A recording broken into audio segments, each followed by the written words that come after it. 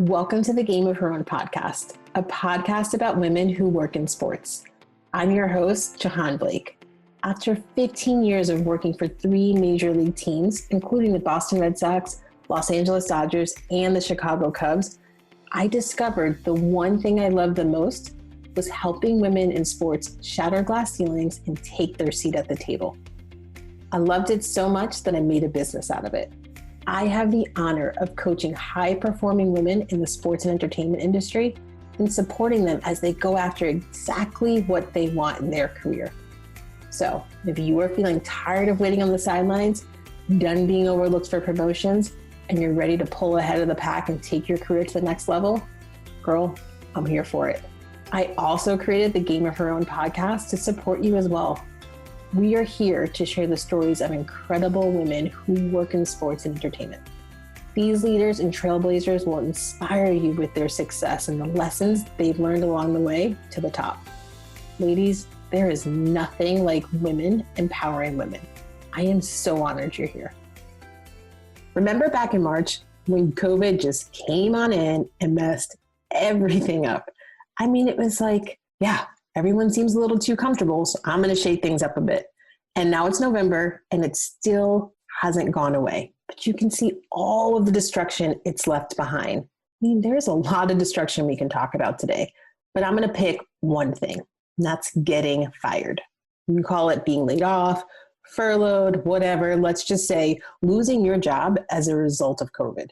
You know what? It is gut-wrenching. It is heartbreaking. And sometimes it's overwhelming to deal with all the uncertainty that comes along with it. You realize that hundreds of thousands of people are losing their jobs because of COVID, and that might bring you some temporary comfort, if anything at all. You are probably wondering, will I ever get back into sports? Was all the hard work and sacrifice just erased? Can I survive this financially? Why didn't they keep me, right? And why did they fire me? Was it personal? Why did my boss fight for me? Doesn't leadership understand the value that I bring to the table? Listen, whatever you are thinking, I know exactly how you feel. I was also fired, and it wasn't pretty, but I survived it. We'll talk more about that in a little bit.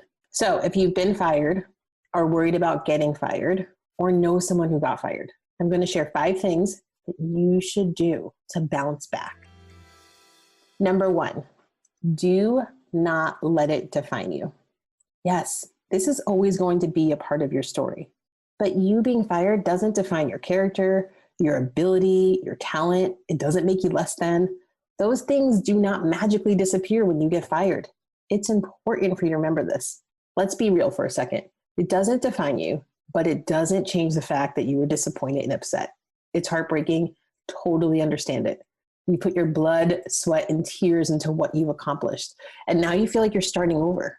But I need you to remember, it doesn't define you. How you react to being fired, how you handle this, right? What you do next is what defines you, right? What defines you is what you have control over. I want you to take a minute and think about all the coaches and managers and GMs in sports. You hear stories of them getting fired all of the time. The one thing I notice about them is they bounce right back up. They don't take it personally. They are off looking for their next move. Some of them have already read the writing on the wall and knew it was coming, and they were already looking for new roles. My point, they didn't let it define them. They kept going after their dreams, looking ahead, never looking behind them. They were focusing on what they can control, the next chapter in their story. Number 2, don't try to hide it. It is a badge of honor. It happens to the best of us. I'm going to let you in on a little secret that you may or may not know. I was fired. And you know what? I'm going to keep this podcast clean. I was pissed. And I knew it was coming. I was still mad. And I was seeing red. You know, when you get so angry, that's the color you see. Well, I was seeing red through my tears. I was pissed, heartbroken, and scared all at the same time. The uncertainty of it all was so overwhelming. Let me tell you a little bit about my situation. I moved across the country from Boston to LA using my own money to pay for moving expenses. I was finally making that jump that I knew I deserved. I got a $25,000 increase in my salary and a higher title.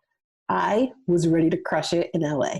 Little did I know, after I landed in LA, it would be less than a year after starting my new role that the owners were going to get a divorce. And as a result, they were going to clean house. Now, there were like 20 of us that got fired that day. And I took a little comfort in dealing with it together, but it didn't change how I felt. It didn't change my heart being broken. It did not change that overwhelming feeling. I started my job search a few days after, and you know what? I didn't hide the fact that I was fired.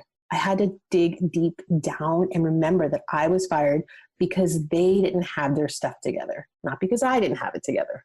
Now, I don't recommend saying that in a job interview. I didn't. I put it through what I call a ambassador filter.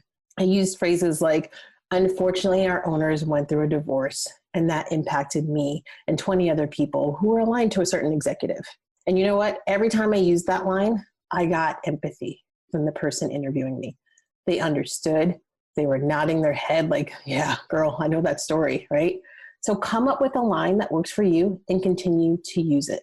Listen, this firing doesn't take away your talent and experience. And I promise you, if you want to get another job in sports, you will. Number 3, put yourself out there. Start looking. Yes, I am very aware that COVID-19 has strengthened the competitive pool. There has always been more people than jobs, but COVID has made it worse. And I know that could be scary, but this is where you're going to have to dig deep. You need to focus on all the things that you can control. You are your only competition. Think, how can you make yourself look like a better candidate than you did in the last job you applied for? What's one thing you can do differently?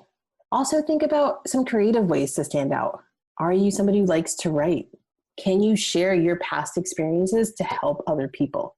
Start posting blogs on LinkedIn. Don't worry about anyone else. Just worry about you. I want you to start leveraging your network and asking for help, right? You got to put yourself out there. Don't be shy. Let everyone in your network know that you are looking for a new role and why. I believe in the power of connections. I'd recommend setting up some 15, 20-minute coffee dates with your network. Catch up with them. Learn what's new in their world. Naturally, they're going to ask what you were up to. Here's what I don't want you to do when they ask you what you've been up to. Do not feel shame in saying, unfortunately, I was let go due to COVID. Just own it. I also don't want you to spend 2 to 3 minutes talking about why that decision was made. You know what I mean. Don't make up excuses as why they fired you and not other people. Don't try to over-explain it. It's simple as this. You can say, leadership had to make some difficult decisions because of COVID. That's it. And you can leave it at that. Spend your time talking about your future and what you are doing to land your next role. Also, and how that person you're talking to may be able to help you. If you applied for some jobs and they might have some connections, ask them to help you. Don't be shy. Don't feel bad. You will be surprised how many people want to help you. Let me ask you this. If someone from your network reached out and you were still working and they asked you for help, what would you say? Right? You would want to help them because you know they didn't get fired because of their talent or a personnel issue, right? If they needed a letter of recommendation, what would you say? These are the things you have to ask for. You have to boldly ask for what you need. When I got fired from the Dodgers, I asked my network for help. Yes, some people I hadn't spoken to in a year. I emailed or called and asked for help. And some people I reached out to multiple times. And you know what? They said yes. So do me a favor. Don't make up a story in your head as to how this person is going to respond. Because the reality of it is you don't know. So just get comfortable being uncomfortable and ask the question. I also think you should get active on LinkedIn. Put yourself out there. Just have some fun. Think of it as like your new office. Pop in every day, spend 30 minutes actively networking. Reconnect with old colleagues you haven't talked to in a while. Now, when I say reconnect, that doesn't mean like their latest post or say congrats for their work anniversary. You can do those things, but I really want you to connect and send them a message on LinkedIn. See if they have time to chat. If you have their regular email address, email them. I also want you to try to expand your network. Try connecting with new people. Maybe they're in a role that you aspire to be in. Whatever you do, if you send a LinkedIn request, make sure you put a note with it. It can be short and sweet, but please send a note along with your invitation to connect. Last, when it comes to putting yourself out there, join a few groups that are aligned to the work that you want to do and be active, be vocal. And listen, make sure if you're going to be active on LinkedIn, you have the fundamentals down. You know what I mean. Your LinkedIn profile is up to date, tells the story you want people to know. And if you don't have a picture, press pause right now and go put up a picture in your LinkedIn profile. And while you're at it, also put a really good cover photo of something. Maybe you're at work, perhaps you're on the field taking a great picture. It could be a picture of your favorite field. Whatever you do, make sure you have some pictures up there. Number 4, get clear on what matters most to you and only you. What do you want your next move to look like? Were you happy in your last role?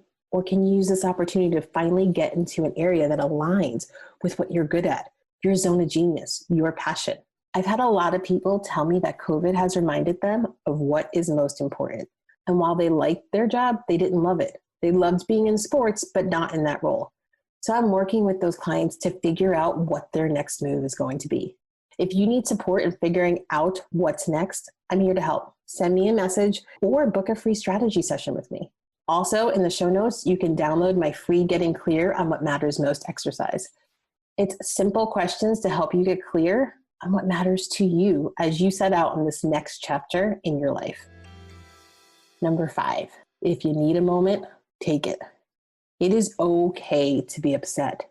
The journey after being fired is not easy. So if you want to cry, please, girl, go cry it out. If you want to sit on the couch and watch Netflix all day because that's all you can do it. And then let me know what you watched because I'm going to add it to my list. But seriously, one of the best things you can do for yourself is be kind to yourself and listen to your body. I will tell you, I figured it out the hard way. After I was fired, I gave myself one day, like 24 hours of a pity party. I'm going to be candid. I got drunk with my friends and had a fabulous dinner and we had a great night. And the next day I was like, okay, let's get to it. And I went to Best Buy to buy a new computer because apparently when you get fired, you can't keep your laptop, right? I'm rolling my eyes. You can't see me. So I went shopping for a computer. This guy in Best Buy is rattling all these things off to me. And now I'm overwhelmed because I always want the best computer there is. But gosh, I don't know when I'm gonna start making money again. So I don't really know what I can afford. And then I start going down this internal path while this guy's talking to me. In my head, I'm thinking about everything that could possibly go wrong with me being fired. And I'm like in a doomsday scenario, right? And I just start crying in Best Buy. Yeah. Mm-hmm. So this poor guy's talking to me and like, why is this woman crying? It's just a computer, but he has no idea what happened. Luckily, I was with a friend and we left and I just kind of was like, I need a minute. I'll be back. The computer can wait. So I don't remember exactly what I did when I left, but I'm going to go out on a limb and say this. I probably popped into the liquor store, got a bottle of wine and got super comfy and just sat back on my couch and took the moment that I needed. I did eventually go back to Best Buy and buy a computer and I had it together. So listen, ladies and any gentlemen who are joining us, this isn't the end of your story. You have control as to how you handle this. What story do you want to tell when you look back at this time? What story do you want to tell when you're being interviewed, right? About what you did with your time after you were fired as a result of COVID. I have faith in each and every one of you that this will bend you, but it will not break you. Girl, you got this. So what did you think of this episode? Do you know another woman who works or is aspiring to work in sports? Would you do me a favor and share this with them? It would mean so much if together we could support and inspire other women on their journey. And let's stay connected. I love meeting and talking to new people. Follow me on Instagram at Jahaan Blake and join the free Game of Her Own community by visiting jahaanblake.com. I can't wait to meet you.